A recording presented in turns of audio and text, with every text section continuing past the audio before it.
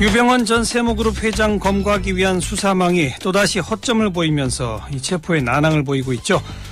전남 순천을 이미 벗어나서 해남 목포로 이동했다는 정황이 포착됐다. 이런 얘기가 나오고요. 일각에서는 지금 밀항 가능성까지 제기하고 있습니다. 검찰이 왜 이렇게 못 잡고 있을까요?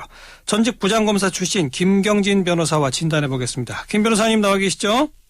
네, 안녕하십니까? 예. 결국 검찰이 지금 제대로 못한 거죠. 그죠? 예, 그렇습니다. 제일 잘못한 게 뭐라고 생각하십니까? 우선 이제 초기에 유병헌 회장이 그 100억 원을 자진 납부하겠다라고 얘기를 했지 않습니까? 그때 당시에 사실은 조금 좀 증거가 부족하고 범죄 사실이 특정이 안 됐다고 하더라도 예. 그 순간에 유병헌 회장을 소환 조사하고 곧바로 좀 구속영장을 청구했으면 되지 않았을까라는 생각이 드는데요. 아하. 근데 이제 그때 검찰 판단은 그랬던 것 같습니다. 증거를 이제 관련되는 회사의 CEO들을 다 조사해서 증거를 좀 명확히 확보하고 예. 그리고 난 다음에 영장을 청구하겠다라는 이제 원론적인 생각을 했었던 것 같고요. 예. 근데 이제 정작 증거가 분명해지니까 유병헌 회장은 그 상태에서 도망가 버릴 것이다. 이런 예상은 아예 못했던 것이 검찰의 초기 판단의 실수였던 것 같습니다. 왜 도망가이라고 생각을 안 했을까요? 그러니까 이제 통상적으로 보면 그 자범들 있지 않습니까? 살인범이라든지 그다음에 조직폭력배라든지 이런 범죄인들은 이게 사고가 나면 곧바로 도망을 가거든요. 아하.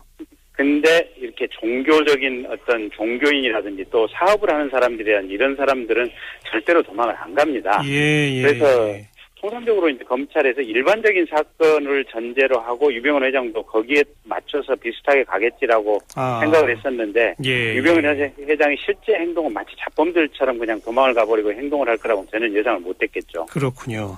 지금 순천을 지목해서 순천에 있을 것이다 계속 그러다가 오늘부터 다시 또 해남 목포 이쪽으로 간 것 같다는 정황이 포착됐다. 이거 뭐냐 정황이란 말이에요. 그러니까 지금 네네. 정확하게 소재를 파악하지 못하고 있는 거 아닙니까? 네, 그런 것 같습니다. 그러니까 사실은 순천도 검찰이 정확하게 있었다고 증거를 확보한 건 아닌 것 같고요. 그저 별장인가 가봤더니 지문도 안 나왔다면서요.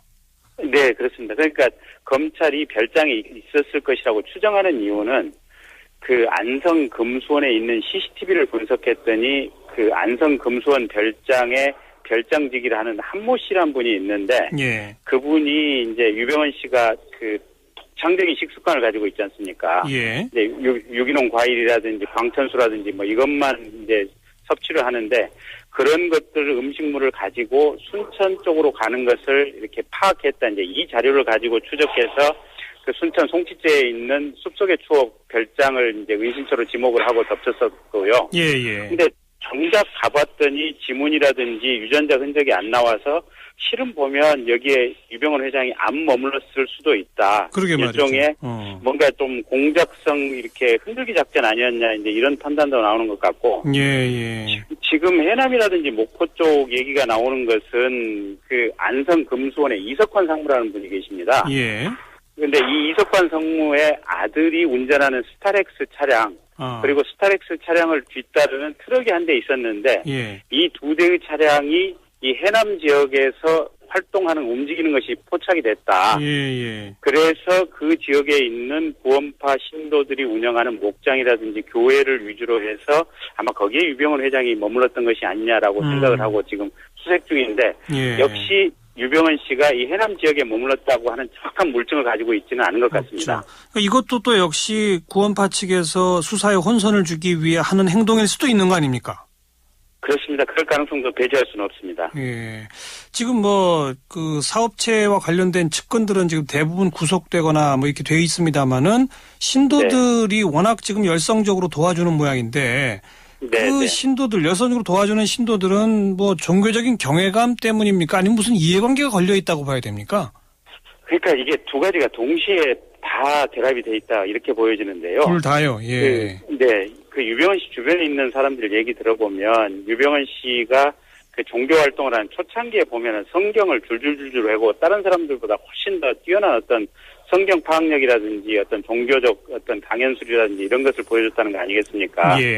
그래서 이제 종교적인 의미에서 유병헌에 대한 어떤 경외감 이런 것이 분명히 있는 것 같고 또 한 가지가 현재 유병헌 씨가 운영했다고 하는 여러 계열사들 있지 않습니까? 영농조합법인을 포함해서 이런 영농조합 법인의 대부분 구원파 신도들 본인 또는 그 아들이나 손자들이 취업해 있습니다.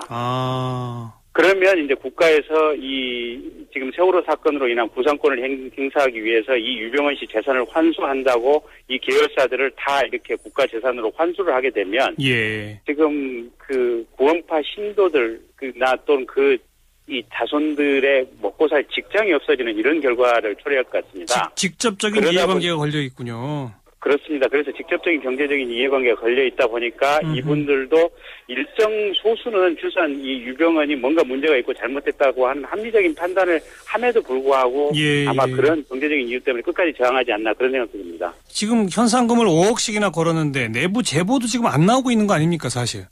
네. 그 내부 제보를 할 만큼 충성도가 약한 사람들은 주변에 안 뒀겠죠? 어떻게 보자면? 그렇습니다. 그래서 대체로 지금 이제 여성 신도들이 적극적으로 돕고 있다 이제 이런 얘기들이 많이 나오지 않습니까? 근데 이제 여성 신도들이 실제로 보면 어떤 관계 지향성이라든지 이런 것 때문에 어떤 한 사람에게 신뢰감을 주면 그 신뢰가 여성들은 잘 변하지가 않습니다. 남성들 같은 경우는 이성적인 판단을 상시하기 때문에 조금 뭔가 이렇게 이성적으로 잘못됐다 이러면 이제 움직일 가능성이 큰데 여성들은 어떤 신뢰감을 한번 주면 정말 특별한 동기가 있지 않은 잘 바뀌지 않거든요, 신뢰가. 그래서 아마 이제 이렇게 주변 사람들이 구속돼 있고 또 이렇게 언론에서 유병헌 회장의 문제점에 대해서 계속 지적함에도 불구하고 신도들이 계속 이렇게 뭔가 이렇게 좀 지지를 하고 도주를 도와주는 것이 아닌가 그런 생각 듭니다. 그리고 해남, 목포 뭐 이런 얘기가 나오면서 뭐 일찍부터 밀항 얘기는 나왔습니다만은 이제 밀항 얘기가 더 자주 등장하는 것 같아요. 해남, 목포 얘기 나오면서 밀항 얘기가 더 자주 등장하는 이유는 뭡니까? 우선 지금 이제 해남, 목포 그다음에 이제 오늘 군산 얘기도 나왔고 며칠 전에 이제 통영 얘기도 나왔고 이랬었는데요. 대부분이 지금 이 동선 자체가 이 남해안의 바닷가 근처의 교통 요충지를 위주로 해서 지금 돌아다니고 있는 것으로 보이거든요. 근데 이제 남해안 같은 경우는 아시다시피 그 다도에 섬들이 많이 있고 이 다도에는 이렇게 어민들이 이렇게 많이 활동할 수 있습니다. 그래서 가령 뭐 저녁 시간대에 1, 2톤 조그만 소형 보트를 타고 뭐 공해상으로 나간다든지 아니면 어떻게 화물선을 탈 수 있는 일정 거리까지 가게 된다면 밀항이 그렇게 어렵지 않게 가능할 수도 있다. 아마 이런 얘기들이 있어서 그래서 밀항의 비교적 편리한 지형이라든지 이런 위치를 찾다 보니까 남해안 일대로 이렇게 동선이 형성되지 않나 그렇게 보여집니다. 이미 밀항을 했을 가능성도 있는 거 아닙니까? 그럴 가능성도 배제할 수 없는 것 같습니다. 그러니까 실제로 지금 그 대한민국 검찰이 유병헌 씨나 또는 유병헌 씨 큰아들인 유대균 씨에 대해서 이 사건이 발생한 이후에 어디선가 분명히 목격했다는 또는 사진이 찍혔다는 CCTV 화면을 제시하고 있거나 또는 이 사람들이 사용하는 데이터폰의 기지국이 가령 뭐 순천 어디에서 잡혔다 이런 것들을 분명히 지금 내놓지를 못하고 있거든요. 맞아요.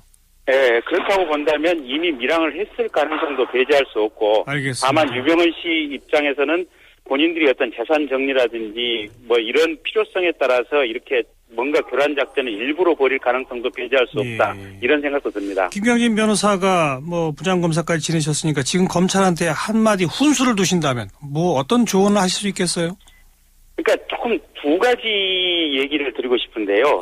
첫째는 구원파 신도들에 대해서는 이게 조금 어떤 종교적인 관점에서 보면 잘못된 신앙을 가지고 있다 이렇게 볼 수도 있지만 또 한 가지 측면에서 보면 이분들 역시 아마 유병헌에게 사기를 당한 피해자일 가능성도 있다. 그렇죠. 그래서 이 지금 유병헌 씨 재산을 환수하는 것만이 지금 이 사건을 푸는 능사가 아니다. 결국은 이 사기를 당한 사람들의 돈으로 인해서 유병헌 씨 재산이 이루어졌기 때문에 아마 그런 사람들 그분들의 생계라든지 여러 가지 것을 고려해서 뭔가 환수 작업에서 좀 정치적으로 뭔가 좀 생계적인 측면에서 고려할 부분이 하나 있지 않나라는 생각이 하나 들고요. 또 한 가지는 지금 어떤 내부에 내부에서 신고하는 사람에게 어떤 동기를 강하게 제공하기 위해서는 지금 유병헌 씨에 대해서 5억 원의 현상금을 걸지 않았습니까? 네. 만약에 잡혔을 때는 현상금을 한 10억이나 20억쯤 성공보수금으로 좀 더 크게 주겠다라는 금액을 걸어보는 것은 어떨지. 실제로 지금 이 5억 원이라고 하는 금액이 실은 보면 적지 않은 금액인데 그럼에도 불구하고 금액을 조금 늘릴 필요가 있지 않나라는 생각도 듭니다. 뭐 이런 조언이라도 좀 들어서 검찰이 빨리 실력 발휘해서 잡기를 정말 바랍니다. 말씀 잘 들었습니다. 네, 감사합니다. 네, 김경진 변호사의 도움 말씀 들었습니다.